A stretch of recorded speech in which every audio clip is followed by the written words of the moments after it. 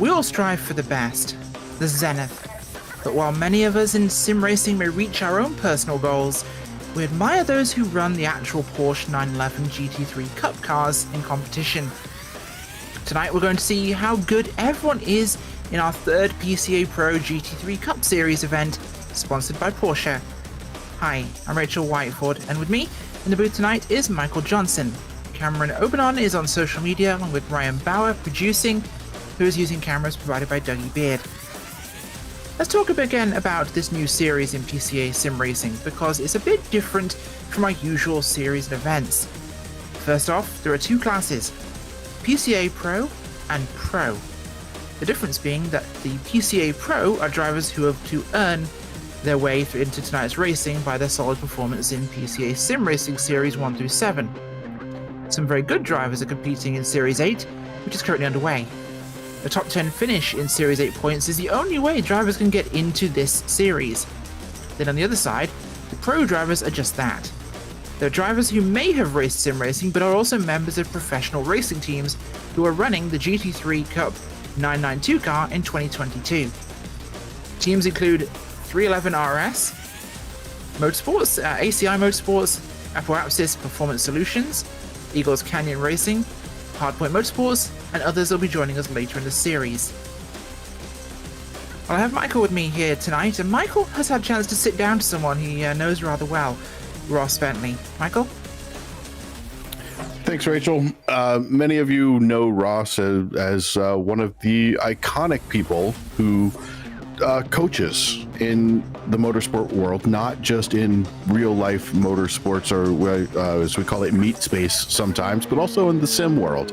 Now, Ross and I chat off and on from time to time and have just been chatting over the past few minutes about Laguna Seca. So Ross, first, welcome. Glad to have you here. I'm glad to be here. This is fun. And especially Laguna. Laguna is one of my favorite places in the world.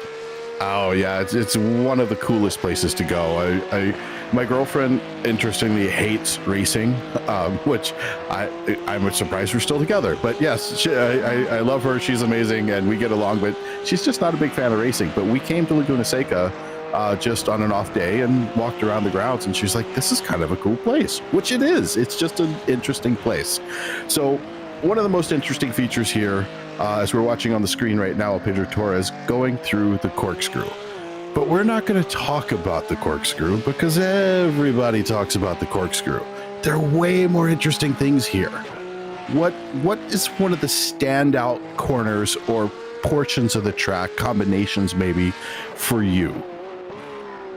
Well, I agree. I mean, everybody talks about the corkscrew, and, you know, rightly so. I can honestly say the very first time I drove down the corkscrew, I was kind of shaking my head going, who ever thought of building a track that dropped down a hill this quickly?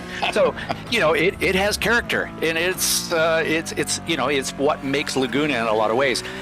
But turn 9 that we're coming up to right here is actually, I think, one of the most difficult, is the most difficult corner on the track. It's one of those corners that it's easy to overslow for, and it's easy to overdrive it. And so just getting the right speed through there is so critical. And if you get the car working the way you want and you got it nailed, magic happens there. And then you come storming down the hill into turn 10, you turn in at a speed that, you know, you can't help but think, oh no, this isn't going to work. But you get into that big compression in turn 10 and the car sticks and you think, oh, I should have gone faster. So that 9-10 section it's pretty special. It's very, very difficult.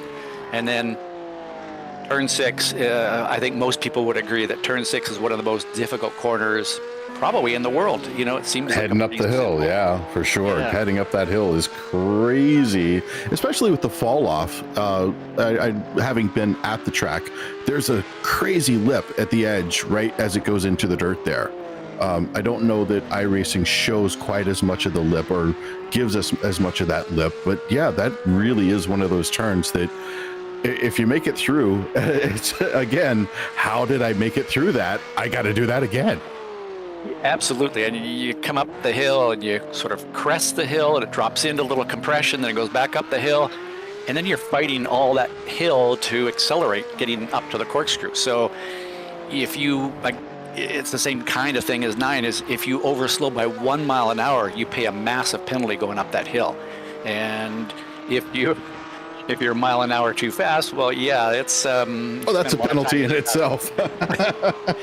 Yeah. Easy to say when we're sitting here watching this on the screen, right?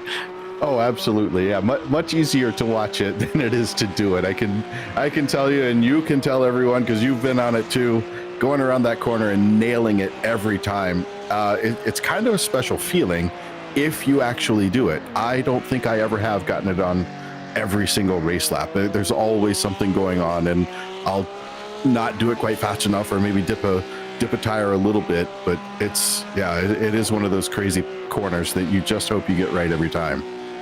And as we go looking for more speed, the natural instinct in all drivers is, well, I'll just brake a little bit later and a little bit later. Well, it's actually the opposite of what you want to do for turn 6. You actually want to get the braking done a little bit early, but you want to get on the power earlier. You want to be on power. Otherwise, the car is just bouncing and dancing and moving all over the place. So it's all about, can you get on the power as you actually turn into the corner? That's the trick for turn 6. So let's go back to turn 9. I find, so I've driven it a lot in real life. It was one of my favorite places back when I was first in motorsports in real life. And I love it in the sim, but I take it two distinctly different ways in real life versus the sim. Do you find that you do it the same, or that you advise people to do it the same way, or do you find that it feels a little bit different in the sim versus the meet space? Well, I guess the answer to that is it depends on what I'm trying to do in the sim. Am I trying to get the ultimate time, or am I trying to use my practice for when I'm going to go and drive it in real life? So I will say, I've coached at Laguna and driven there so many times. There has to be at least 10 different lines through that corner and different approaches. And I'd say that's a corner that it depends on the car more than most corners do. So it depends on how quickly the car turns in, whether you're going to set up wide or set it in the middle of the track, or even run a tight line through there. And if you watch sim racing, if you watch racing at Laguna in real life, you're going to see a lot of different approaches to that corner. So you're not the only one. Well, good, but I could only think of 5 different approaches to it, so maybe I've got a little learning left to do after all. Wait till afterwards, and then we'll talk about the other 5. That'll also give me some time to think about what those 5 are. And guess which 5 I think I know. Yeah, and that's the other thing about Laguna. Even turn 2, which looks like a simple corner, there's at least 2 ways of getting through there. Is sort of the classic line through the corner, or double apex or late apex. It's double kind apex. of which one do you want to do? Yeah, I mean, personally, I think the double apex is the way to go, and it works in most cars. But I see people do a sort of a classic line with a late turn in, late apex, and they make it work too. So I'd say the trickiest part about Laguna, though, ultimately, is it's a low grip track, and a lot of that due to the sand. And now I would like to comment that I think iRacing has done an amazing job at giving a slightly different feel from lap to lap based on how much sand it's guessing got thrown out there, or its modeling got out on the previous lap. So I find it fun to play with that. And that is amazing that they can do that. I'd love to sit down with the programmer that worked on that piece for iRacing. I owe them like a dozen beers at least, because they did a great job of that part. Or maybe they'd already had a dozen beers when they decided they were going to do that. that could be. So what do you think are some of the interesting little tidbits people might not know about Laguna Seca? Some trivia or some kind of interesting thing that the listeners, the viewers would like to know about? I guess the first thing is the layout of the circuit at one time went from turn 2 to turn 5. 3, 4 didn't exist. And basically it was almost a straightaway from turn 2 with a couple of high-speed kinks in it all the way up to the corkscrew. And actually the very, very first time I ever went there, I think I was like 17 or 18 years old. That's the way the track layout was at the time. And I can remember watching IMSA GT cars at the time blast up that hill, and it was just mind-boggling how fast they were. But so I think that's interesting and how that's changed a little bit. The other one that a lot of real-world drivers will talk about when they get into iRacing is, where'd the ribbon go? Yes, I mention it every broadcast, every single one. Where's my ribbon? Yeah, there's a ribbon on a tree that as you pop down the corkscrew, you're kind of just sight it just for a fraction of a second. And just as the car pops over the top of the hill, you see that tree right there, and it's got a little ribbon on it. And if you've got the car lined up to it, you're in good shape, and you can just stand on the throttle. If you're not pointing at it, you're going to have to hesitate on the throttle. You might pull a Zanardi? Yeah, well, Zanardi... he's an artist when it comes to drawing lines through the corkscrew. Yeah. Kind of Picasso-esque, maybe. Yeah, so I think, that's interesting. And, the cool thing about Laguna is just the history that it's got, as well as, who's driven there and where the drivers have gone. And, yeah, the Andretti corner, the Ray Hall Straight, rainy curves after the some crazy finishes between Porsches and Corvettes. Oh, that was an amazing race a couple of 2 or 3 years ago. Yes, yeah. You haven't seen that one, go Google that, watch that. If you're listening to this and you haven't ever watched the Zanardi Herta last lap pass, yeah, that's one of those magical ones. Oh yeah, definitely. So. Other tidbits. What do you think is probably the most crucial corner to getting a good, solid lap time and consistent lap time at Laguna Seca? Of all the drivers that I've coached and drivers that I've worked with on both sim and in real life and looking at data, it's usually, especially in real life, it's usually turn 9 that separates the drivers. And you wouldn't think that would be the case, because there's the advice of, it's the corner that leads onto the longest straightaway. Well, turn 11, it's not the most difficult corner. So it doesn't separate the best from the rest as much. Whereas turn 9, being a very fast corner, does separate the best from the rest. And usually what ends up happening is when somebody's looking for that last little bit, you go to turn 9 and look for it. That's where you're going to find it. I found interestingly that when I was driving in the ST class, that I was able to get up side by side and sometimes, at least for a moment, pass GS cars because I had a better, more solid line through that corner than they did. Now, obviously not your leaders, your rum bum kind of guys, but ones who were farther at the back, and we were a front running ST car. We were able to get up there and be right door to door with those GS cars through turn 9. So yeah, that is one of those places.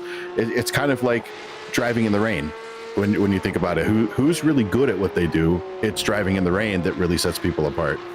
Absolutely. And maybe, if you look at it from a more of a inexperienced driver, they're probably going to find the most speed by getting good exit out of turn 11. And even a little bit of turn 4 and 5, sort of getting up the hill and stuff. But as the drivers advance and they become more similar, and the gap between the best and the rest is smaller, again, that's usually comes down to turn 9 and maybe 6. So here tonight we have 2 separate classes. One is PCA Pro, which is people who've worked their way through the PCA sim racing leagues and done brilliant performances, gotten there on really their own merit of driving in the sim. And then we have people who are real life pro drivers who drive these cars in the real world.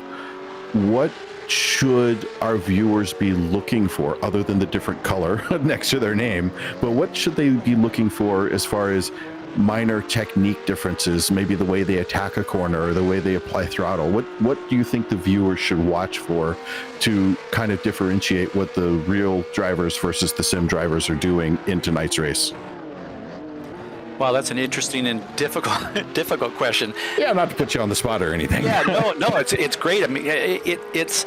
I think racecraft, real racers have an advantage in racecraft because it is easier to see all around you and have a good view around you.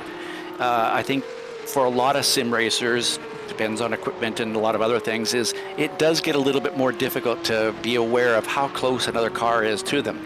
And so I think, that we could see some contact because of that. I think that the sim racers, one of the things that make them so good is because they're able to practice so many different approaches. They're not married to this is the way we always do it. And I think that sometimes gives them an edge in a lot of these sim races. And yet there's something about somebody that's done it that gives them that real world. Well, and maybe what it is it's the reason their champions are running at the front of pro racing is because of their competitiveness, their drive, their desire to be at the front, and they're willing to do whatever it takes. So when it comes to sim racing, they've got that same approach.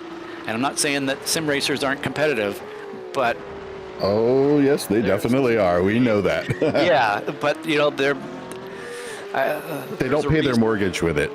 Yeah, and it really good point there is when your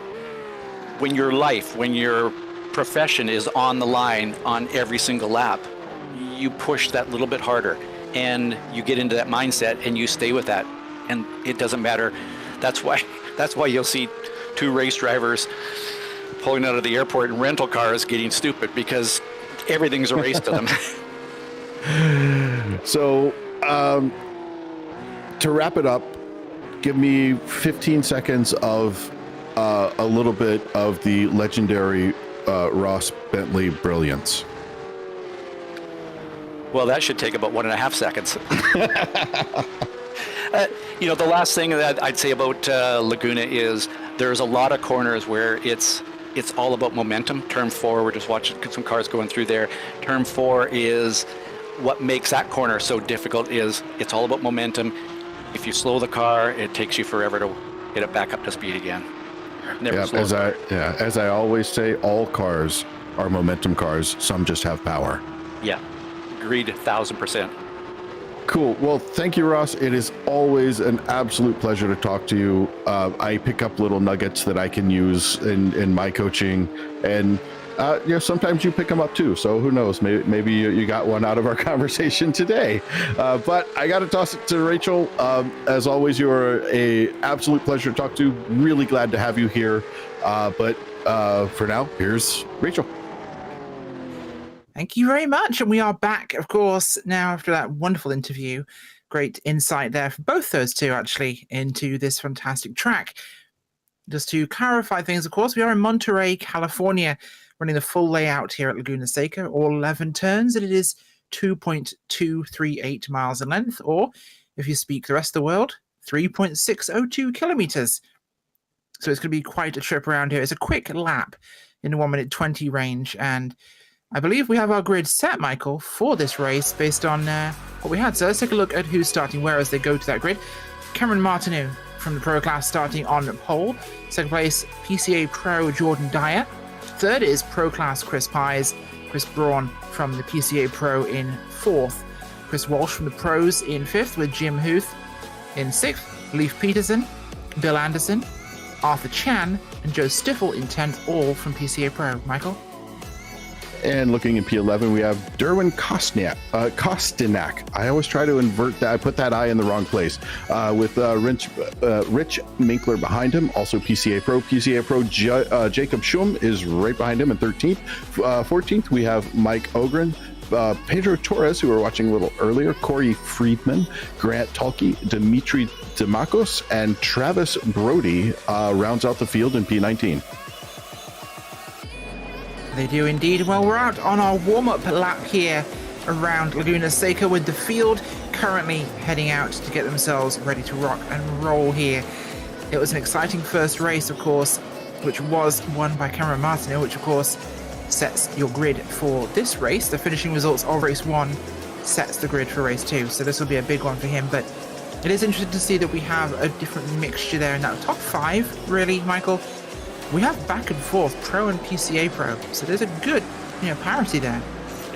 And we've seen this in many of the races up to now. The lines are really getting blurred, and we were talking with Ross just a moment ago about how that kind of works. Is you have a different meaning of competitiveness, or a different flavor of competitiveness, the way things are done. You're going to see a lot more real life racecraft feel out of some of the pros, but that doesn't mean they're going to stay in front. I can tell you without any fear of contradiction, I get my butt kicked all the time by sim pros because they just get the sim better than I do. Yeah, and for those watching out there who are not sim racers, there is of course always, and this is going to be a fourth wall cross here, a video game element. This is at the end of the day a video game. No matter how real your sim equipment is, it's not being in a real car. You're not afraid of crashing that car and costing the team money. You're not afraid of crashing that car and hurting yourself. It's a game, and whilst real world drivers may not be able to shake those worries, the sim drivers can, because it is definitely a much cheaper experience. But we are getting ready to go here at Laguna Seca for 40 minutes. The field is ready to rock and roll here, getting ourselves set up now, coming out of the final corner, and we will get this lined up here. Green flag waves, and away they go. Martineau, Dyer, Pies, Braun, Walshuth. A lot of shuffling further back in the pack as they come up over the crest and down into turn 1 here, and 2. Coming through this double apex left. Field filtering nice and evenly. Everyone's staying clean and well spaced here, Michael. Yeah, nicely done by this this field. We're used to seeing this field do a beautiful job, especially lap 1, lap 2, when everybody's still bunched up.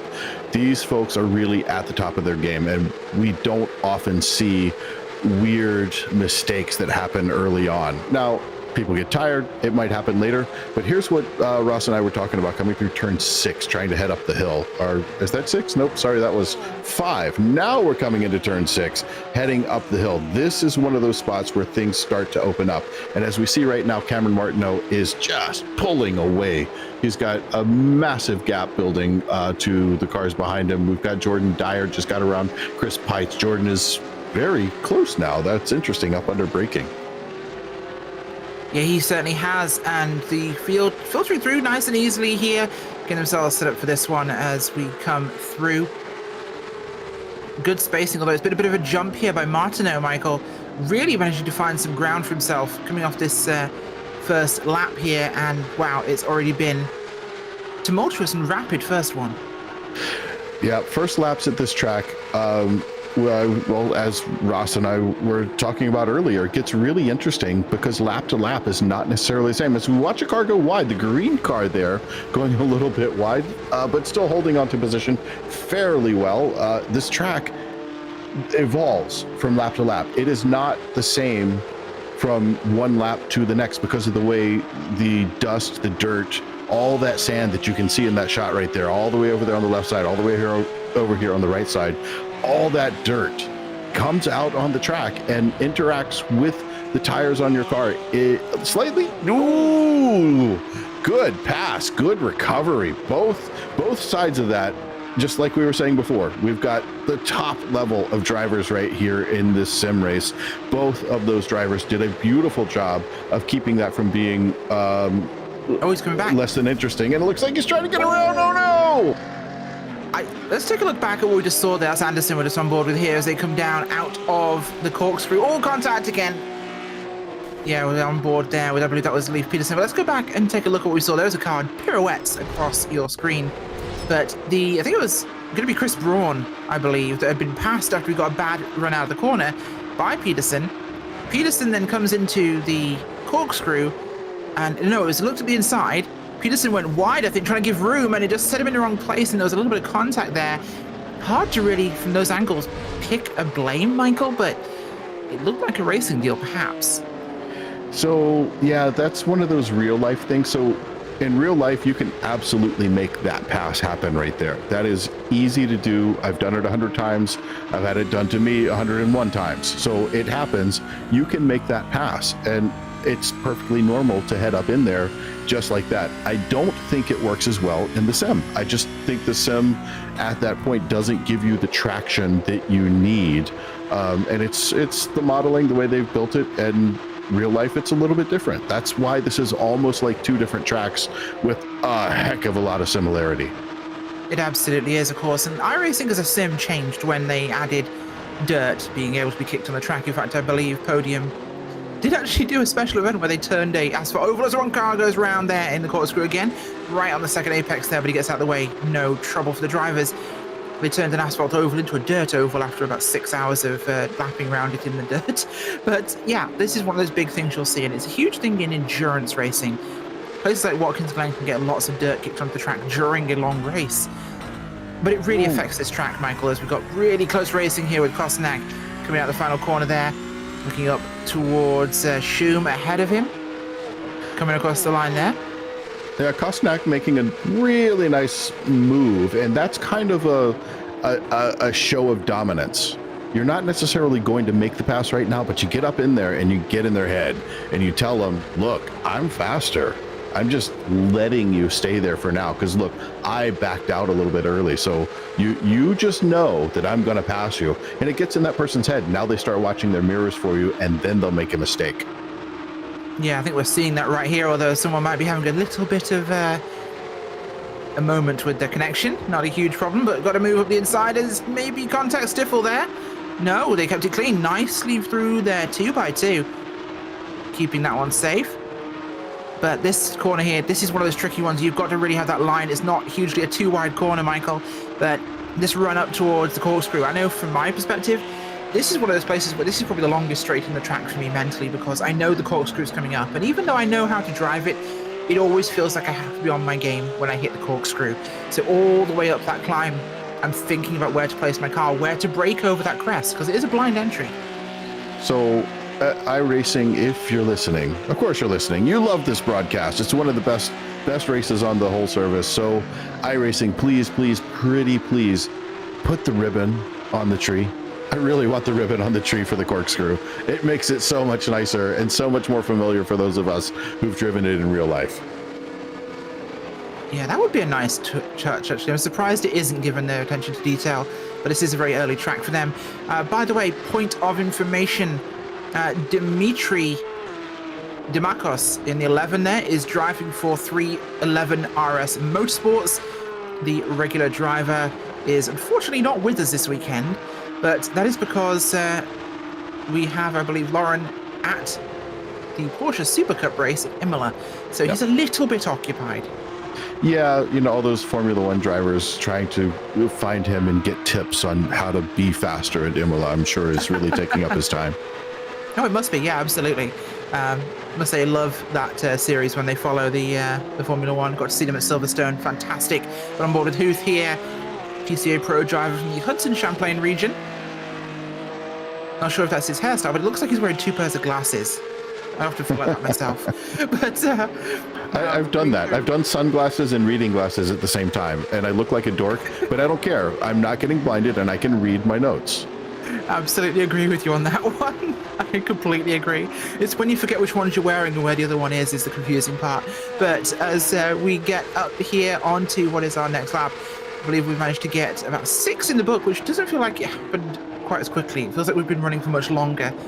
We're approaching 8 minutes. It's a busy track. There are only 11 turns here, but this is a busy track. I mean, every corner, like we were talking about before, turn 2, there are a couple of different ways to do it. You can double apex, you can late apex, or you could even early apex it, although I don't think it's that effective.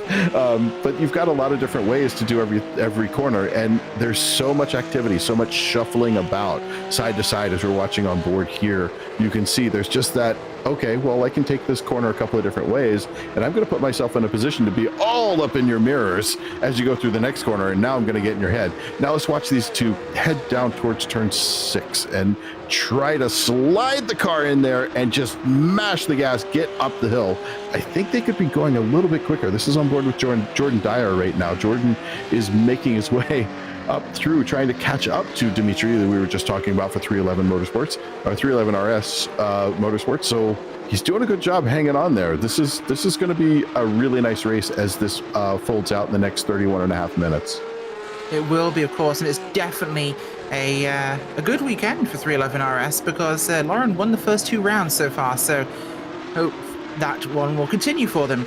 As we have just been told that Arthur Chan is one of our big movers so far. He's up 6 spots so far, a PCA pro from the Canada West region. You see him in the regular PCA racing. He's up to 3rd place, a podium spot now from 9th, so that's a big climb for him. Jim Huth does not want him to have it, though. Look at how close he is. Look at that, just closing down on him. This is going to be another one of those really good spots to be in the race. Now, Chris Pietz up front, 2nd place. Cameron Martineau, they've kind of checked out and are doing their own thing. They're in a really good place right now. And I think as long as they keep their mojo with them, keeps his bird on his shoulder, he's going to do really well this race. He just kind of needs to wait for Cameron to make a mistake, which... yeah, that's kind of a joke because I don't think Cameron knows how to make a mistake. But Arthur Chan and Jim Huth, they are going to go hammer and tongs here. I think they're going to let this kind of work their way out just a little bit.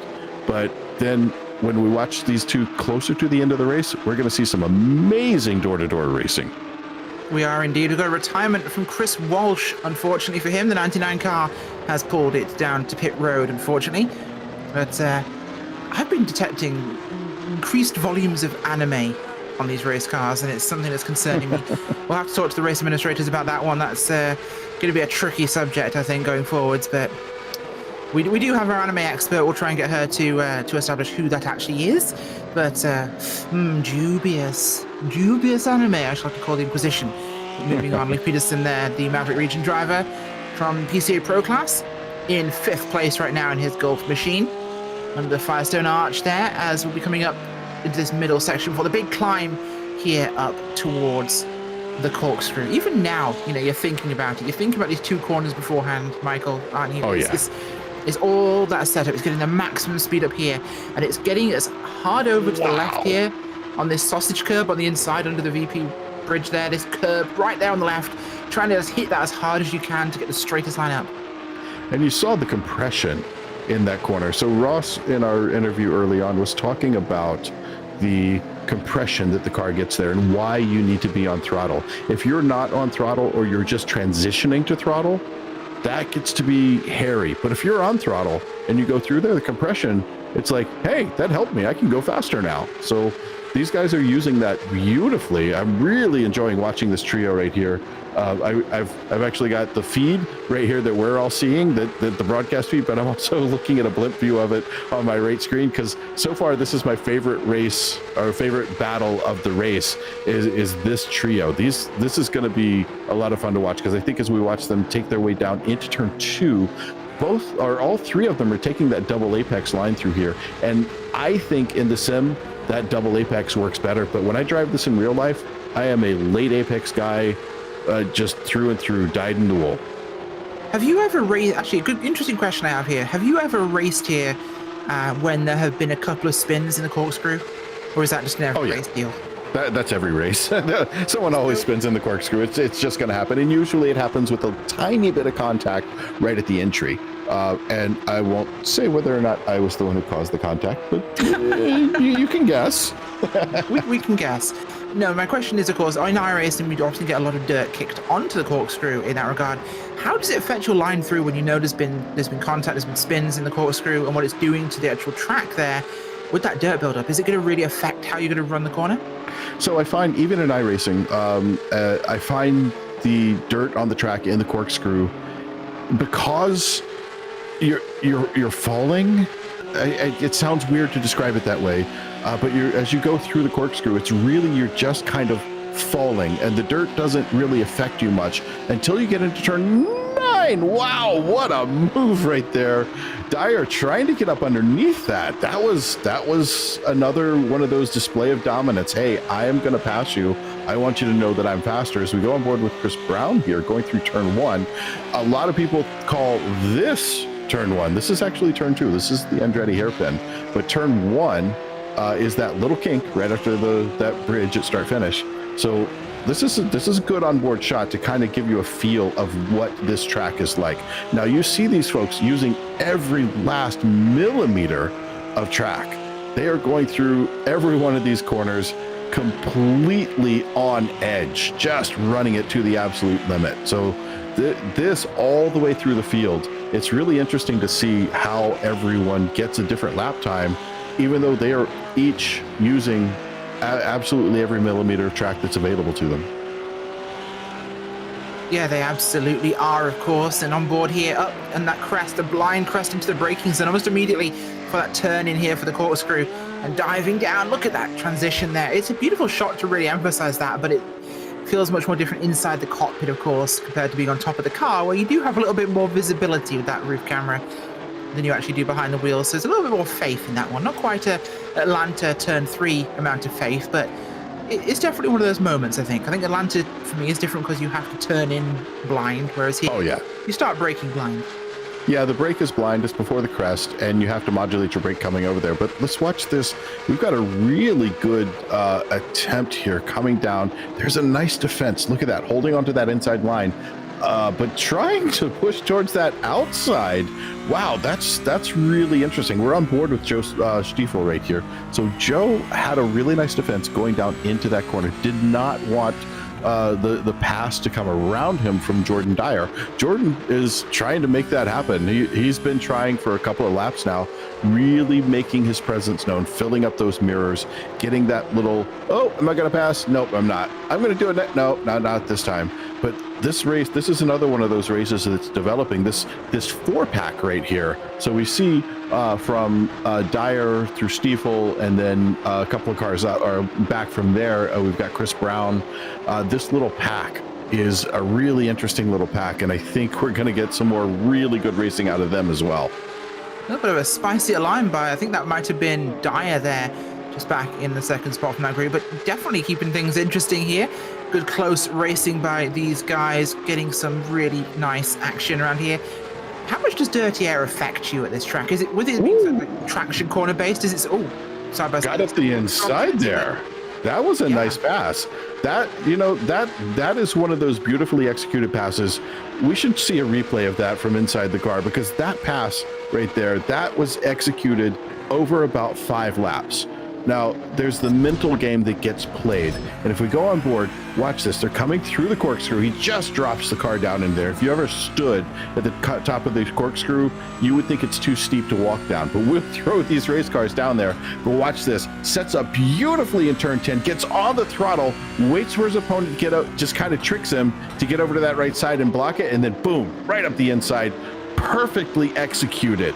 Absolute mastery right there. That was, for me, the pass of the race so far. Yeah, certainly beautifully executed by him. Just a quick one here, of course.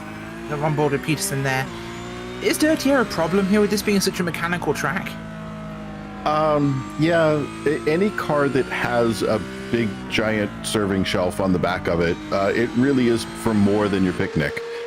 It's doing a lot to keep that car on the track, and you'll find dirty air affecting in different series based on how the cars use the air. These cars really do use these wings to push the car down a lot, and I think you're going to find dirty air is a major player. You can't really follow behind somebody for quite as long as you'd like to, because you're just going to burn your tires out. That makes a lot of sense. Looking right now on board with, I believe that's the 4-1-2 of Huth there, with Chan ahead of him, and his waifu-powered mobile. Trying to get some time here, trying to catch up to Arthur Chan. Getting closer every lap from what we've seen, Michael, as behind him, Peterson isn't far away. He's holding on to this group as well. He's one to keep an eye on. Yeah, Life's only about 3/10. This is back to that first trio that I mentioned. Life is just kind of holding on here, not waiting for these two to make a mistake, possibly coming up here into the corkscrew braking area. That's one of the most common places to make a mistake, because everybody thinks you can make time up. Time is a linear thing. You can't make it up. You can lessen the severity of what you've already messed up, but you can never make up time. It's the physicist thing, I guess. I don't know, but yeah, you have to be smart about it and not go for that super late break. It's not always going to help you unless maybe you're defending a very aggressive pass. That might do it for you. But let's watch these guys. We got this really close. We got Huth coming up onto Chan, coming into turn 2, going around 1 into 2. That defensive line, both those lead cars in this little pack are having to take a defensive line because look at Peterson. Peterson is right there. Peterson is now 4/10 off of Huth. Huth is the same off of Chan. This is closed up to be a very tight little pack. Absolutely has, and these guys are definitely one to keep our eyes on. And you know what? I think, Michael, we're actually arriving at a certain point in this race, aren't we? The mid-race report. Yeah, it could be. It absolutely could be. Well, it is time, in fact, to bring you that midway race report presented by Porsche. We're going to go through your field here tonight. And currently leading the way in the hardpoint machine, it is the hardpoint motorsports driver of Cameron Martineau, North County region of the PCA. Started first and is running first. In fact, they won the first race tonight and they're looking to do it again. Second place with a small crash helmet for the bird on his shoulder as well. It's ACI Motorsports Chris Pies from the Lone Star region there. He started third. He is up 1 right now after an early loss for Jordan Dyer. Arthur Chan and his waifu are in third. They started 9th with our big movers today. PCA Pro Class driver from the Canada West region. 4th place is Jim Huth, PCA Pro from the Hudson Champlain region. Started in 6th, he's up 2 spots so far in the HBR machine. 5th place is Leif Peterson in the Golf car from the Maverick region. The PCA Pro is up 2 spots from where he started in 7th in that 913 car. 6th place is Derwin Kostnak. He's been in a good fight so far, the Canadian from the Wild Rose region. PCA Pro started 11th place. He's up 5 spots so far. Rich Minkler, who's a dark and brooding fellow from what we can tell about that picture. From the Rocky Mountain region, the PCA Pro started 12th. He also is up 5 into 7th. That we've been together actually quite a bit. Behind him, that's Jordan Dye. You see him racing on screen. The PCA Pro from the Schlonsan region started 2nd, unfortunately. He's trying to get his way back up here. As I think his expression saying, wait, why am I not in 2nd? 9th place is Joe Stiffel, the Stormtrooper there. Let's hope his aim is better. The PCA Pro started in 10th. He's up 1 from the Chicago region. Although there are a lot of people who act like Stormtroopers in Chicago. I'll move on from that one. As Chris Braun here in 10th place with some very cool shades. Started 4th. He's down 6th from the PCA Pro class. The Northeast region driver is getting his work on tonight. Looks like in P11 we've got from Kelly Moss Road and Race, Michael Ogren, one of our pro drivers out here today, working his way, started up in 14th, all the way up to 11th now, working his way through the field. Moving on, the next car, P12, is Bill Anderson, right on his tail. That is a PCA Pro out of the Longhorn region, right here in Texas, alongside me. Not alongside. He's not near me. He's off in Houston somewhere, I'm going to guess, with that MD Anderson on the side of his car. And next in the field, Jacob Schum. Jacob doing a nice job holding on to that 13th position. In my homeland of Germany, 13 is actually a lucky number, so maybe that's why he's trying to hold on to that. But he's from the Carolinas region. But P14, Travis Brody. Travis started in 19th. He is out of the Palmetto region, and he is all the way up to P14. Looking back in 15th, we're going to have Corey Friedman, Autometrics Motorsports. He is from the Palmetto region also. Started 16th. He is up 1 position on the evening. Going to P16. Looks like we're going to have, Pedro Torres. We watched a little bit of Pedro in the pre-show, taking a look at him diving through the corkscrew and going through a couple other corners, doing a nice job showing off the pro lines through those different places. And behind him is going to be, looks like the last two cars who have unfortunately disconnected, I believe, due to some connectivity issues. That would have been Dimitri Demakos and Chris Walsh having trouble with their machines or their internet connections this evening.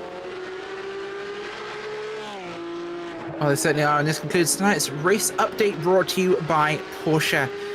We're back on track. The action is still very much going on. We've got those two groups, really, although we have just actually lost. I don't know what happened to him. Arthur Chan's dropped 2 spots here. Can we find out what happened to him? That'd be interesting. He's running 6th right now. He's lost another spot to Kostnak, I think, but he was running in the 3rd spot so far, and we'll see it here. But there is the 50 machine coming through. I believe that's 5. Looks like 4 coming up to 5. Yeah, this is turn 4, heading up into turn 5 right here. Gets a little, I see some extra rotation there.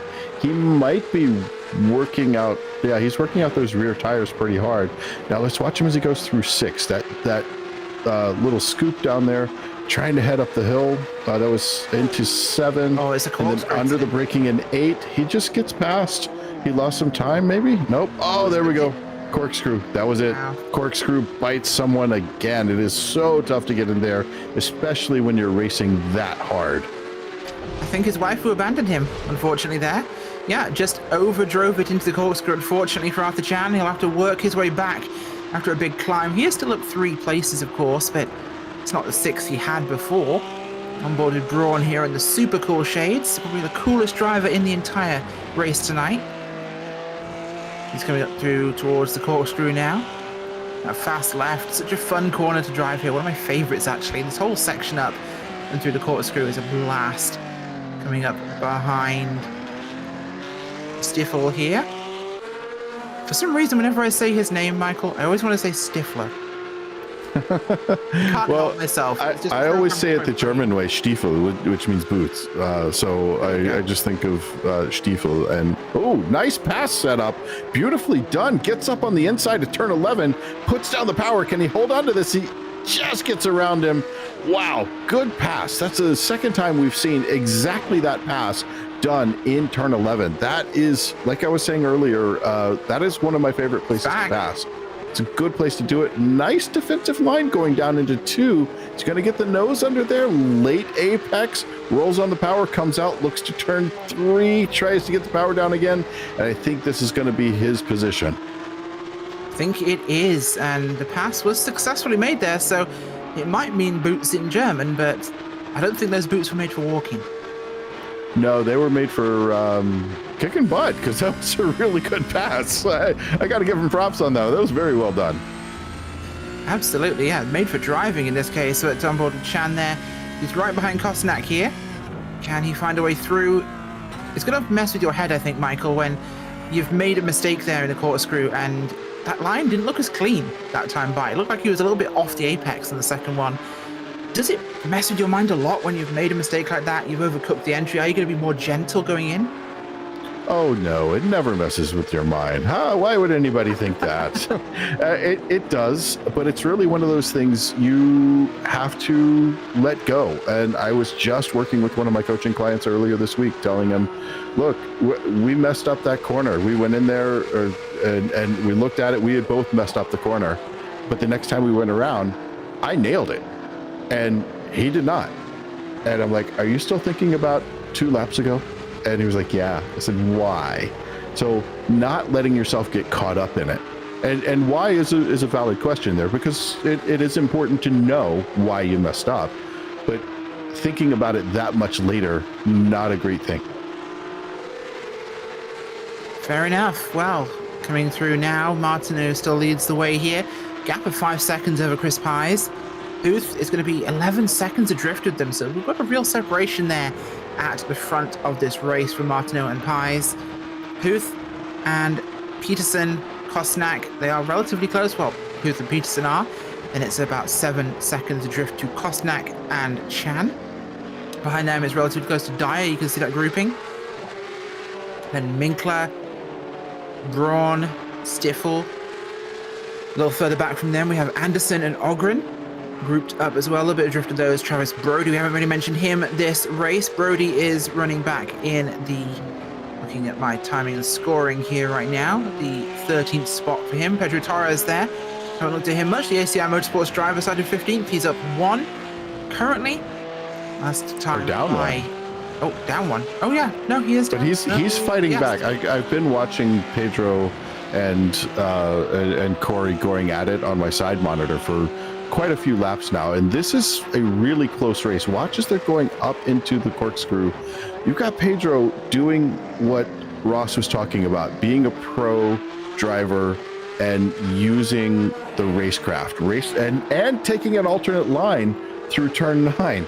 Really well done, well played, well placed. He's trying to get around, but the easy way to get around is make a mistake. See how far he got him to push out. He got Corey to push pretty far out on that.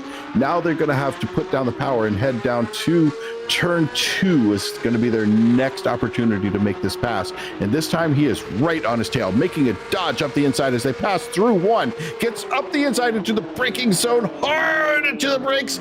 Double apex versus single apex. Who's going to win it? Looks like the double apex wins it this time. It does indeed. I think it was just an overcook there at the corner. The car behind him just ran wide, and that really gave him the opportunity just to hold that tight line with the double apex and make it work. And great pass there, well executed. Yep, well done. Unfortunately, it's about 11 and a half seconds up to the next car. Pedro, that was a good pass. I mean, Pedro did a nice job putting that one together. So beautifully done, Pedro. Very much so. I think that was Friedman he got through on there with the US flag on his car. Looking a bit further forward, how are things going for Huth and Peterson? It's about half a second between those two. They are bumper to bumper from what I'm seeing here on our timing and scoring. What are those guys up to? It's looking taking a look close. in on They've got a trail guys as well. Yeah, and I think Arthur Chan, he understands he made a mistake, but I think he's finally got it behind him. We noted that little bit of a bobble going into the corkscrew earlier on, but now I think he's decided, you know what, that's in the past. It's time to look forward, and he is making his way up. He's only about a half a second off of Kostanak. I almost said Kostniak, but I said it right. So, yeah, I'm going to pat myself on the back for that one, but he is definitely catching up to him. He is ready to make his presence known. He's ready to start looking to get that pass and work his way back up to 3rd position. It's not that far. It's only about 6.5, 7 seconds to get back up to where Jim Huth is. Very much so. We'll have to see if he can do that. He's being aggressive right now, putting some good lap times in. We'll have to see how this plays forwards for him. We are under 10 minutes to go here at WeatherTech Raceway Laguna Seca, the sands of Monterey, California. And this isn't far off the coast. This is, if you go to the top of the hill, I think you can see the Pacific Ocean from here, can't you, Michael? You know, whenever Maybe. I've been on top of the hill, the only thing I'm watching is a teammate and trying to coach them through a corner or spot for them. So I never really notice if you can see the coastline from there. I've never really looked for it. Yeah, I'm going to do that next time. I know from flying over it, it's about 10 miles away at maximum, I think. Maybe less than that, actually. Could be about 5. I'm not sure. I have to go and look at a chart again, but it is close to the coast there in California at the very least, so you probably get a bit of that sea air wafting in when the wind goes that way. It is a bit humid here from time to time, even though it is called Dry Lake, Laguna Seca. We're watching someone try to make his way up here, just who we were talking about a moment ago. We've got Arthur Chan. Look at how well he has closed up this gap. He has got it really tight in here. We are down to about between 4 and 5 tenths. He's got an opportunity. Now, he needs to make this happen soon. If he doesn't make it happen soon, he's going to have Jordan Dyer all over his butt. Jordan's about 1.2 seconds back there. If Chan doesn't make this happen soon, this could be a double pass for Dyer. The problem there as well is if they take too long getting the pass done, Jordan Dyer in that 86 machine will get involved in this and make it a 3-way fight. So they have to be very careful with that. The gap actually widening for Martino, your leader. He's up another 3 seconds on Chris Pye's 8-second lead. That is insane. And it's 11 from Pye's to Huth. So we have some major separation in our podium positions right now, but well, Huth isn't as far away from Peterson as he would like, and Peterson, the wily campaigner, is definitely still within range. It's about 2 seconds for those two, well, 1.5 seconds for those two drivers, so it is in touching range at least. Arthur Chan, though, is going to be one we will keep an eye on to see if he can get up here and get through Kostanak to 5th place. I believe Dyer, though, will be keeping his eyes locked on these drivers as well. Separation a little bit further back now, although we do have Minkler and Anderson relatively close together here, 10th and 11th place, so that's the top 10 spot up for grabs if Anderson can get his way through. So our grouping there with Chan getting through the gap, although this looks like it's opened up. No, there's Anderson. Just ahead of him is Minkler, coming up towards the final corner. Texas driver looking for a top 10 result here today. 5.5 on the clock, still to go. This is where you need to make those last passes and hold on to positions. So going to come across the line here and what is lap 25 for these drivers. And apparently it's actually rather chilly right now at Laguna Seca. Looking at our on-track weather, by the way, it is showing us 67 degrees Fahrenheit, which I believe is the lowest iRacing permits. The real temperature is 52 degrees. So that's what it currently is in Monterey, California right now. So, and that's 11 in new money. It is, but it's also the middle of the night, so that would also be a factor. Well, that's true. But it's 10, 11 o'clock, I think, right now, looking at this. It's nearly 11 it's 8. So... It's going on 8 o'clock. Oh, West Coast, sorry. I was thinking East Coast time. Oh, silly Billy me. So, yes, it's actually still daylight. It's still got the heat of the day, so that's quite cold for this time of year in California. It is, but this track doesn't care. It's one of those tracks that's interesting that unless it's super hot, unless you get out there and you measure the track and it's 100 degrees Fahrenheit, you're not going to see a lot of differences in the way it performs from 90 degrees on down to track temperature of 70 degrees. It feels very similar in real life. Interesting to find out there, of course. So we'll get our way through here. 4.5 remaining. A lot of the times here looking relatively static, Michael. We're seeing these guys, apart from those couple of groups we've really noticed, locking these spots in for this one, of course. There are other races to play for and time they will want to keep up in this series. This is the third race, so it's one we're starting to get through the numbers here, but it's definitely on the drivers' minds, this championship before them, of course. Yeah, and there's certain things that happen in a race. We were talking about Arthur Chan earlier, who we have on our screen right now. He was up 6 positions earlier on, but Derwin Kostanak is also up 6 positions.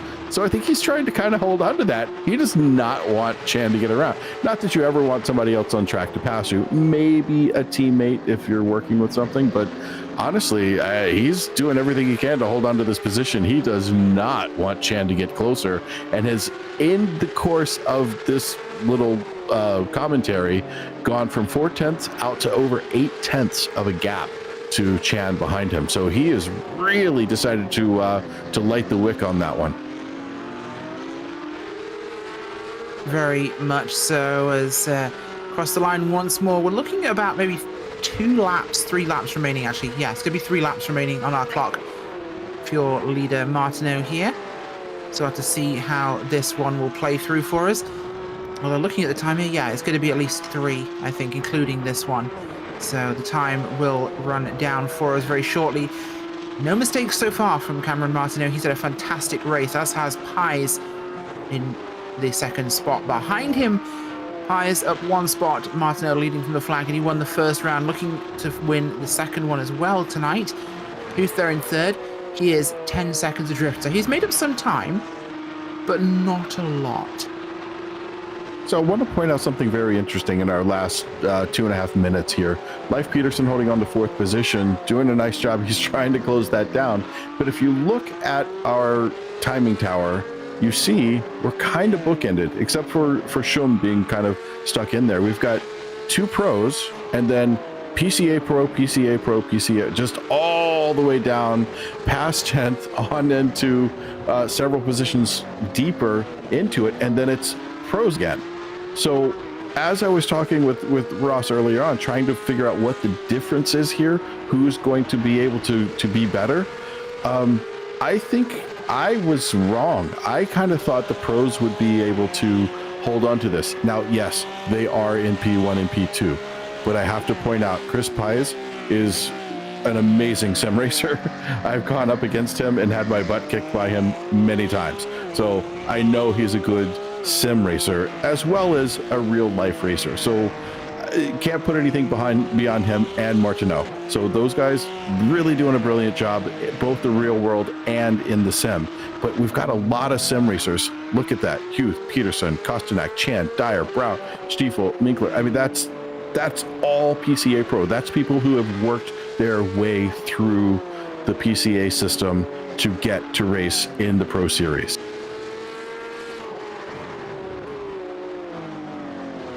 They very much are here, and there's Martineau again. 1 minute on the clock, so this will be the white flag, I believe, this time by for your race leader. Once more around the sandy track here at Laguna Seca. It's been a very flawless race for him. Let's not give the commentators curse. It would be a really bad idea. But he's managed to pull out 2 further seconds here on Martineau. Up to 10-second gap, nearly 11 here, Michael. That is a stellar drive. And also realize Chris does not want to lose that P2 here. He really wants to hold on to it because it's kind of easy. He's got a 7.5 second gap behind him, 10-second gap in front of him. There is no need for Chris to try to absolutely turn burner laps right now. He can just coast home. This is the final lap we watch in our last 10 seconds of time until he finishes the lap. Yeah, we certainly will. The clock is about to run down as he hits the braking zone here for the corkscrew. In fact, the clock will hit 0 in the corkscrew for Martineau here. It has been a very, very clean race, and the hard parts are over now. Just really 2 corners left here for him to get done, and he can afford to be at least a little careful. Coming up on the lap traffic there, that'll be Jacob Schum, actually, currently in 14th spot, who should finish on the lead lap in this one.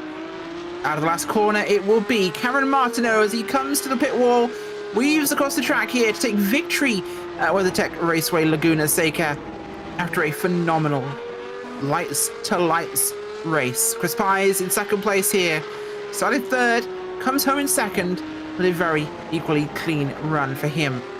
Here comes Huth and Peterson. Peterson didn't make it past him. Huth will claim the 3rd spot and final step of the podium, but leave Peterson just behind him. Dylan Kosnak also coming across the line, as is Arthur Chan. Didn't manage to make it back there. 6th place for him. 3 up in the end. Bill Anderson there, with Minkler. Coming up to the final corner. Is there a last chance here for Anderson? It's close. He's got a good run here. The exit, nope. Looks like the exit goes to Anderson. Sorry, goes to our P10 Minkler. Just got it down, got the power down just right coming out of turn 11. Did indeed. Well, a fantastic drive by these guys. What a run we've had tonight. A very clean race, other than a couple of moments in the corkscrew, which is de rigueur for a track like Laguna Seca. It has been a very, very clean race. Actually, more separation, I think, aiding that, Michael, than anything else. This track has definitely tested the drivers. Yeah, and I think some of that comes around to knowing how to drive it in the sim and knowing how to drive it in real life. And I think the class of the field came out in Martineau and Pies, who are pro drivers who drive this track in real life. But when it came time to do the sim version of it, they raced it like they were racing a sim. And that's why you see those two at our P1 and P2. Yeah, it very much is. Here's your post-race results. Cameron Martineau comes home with a win today, with Chris Pies in 2nd place. James Huth is 3rd.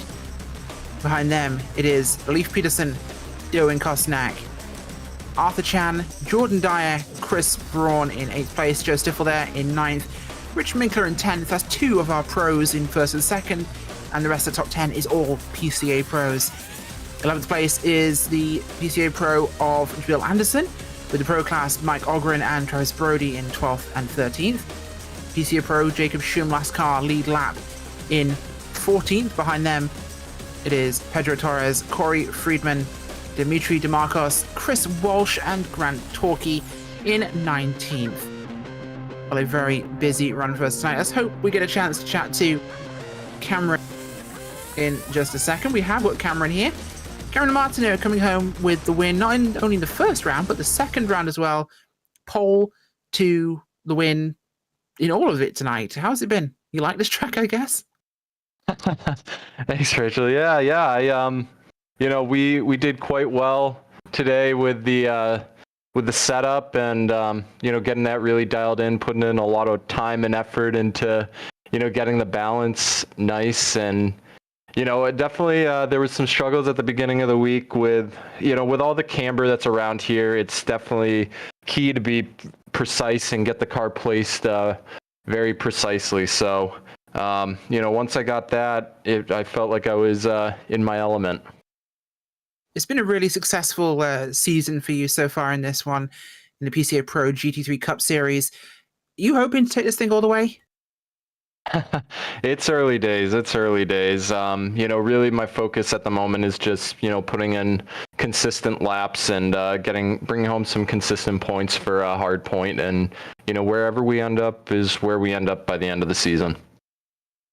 A humble statement for a guy who just swept the night. Well, Cameron, a fantastic race here at WeatherTech Raceway, Laguna Seca.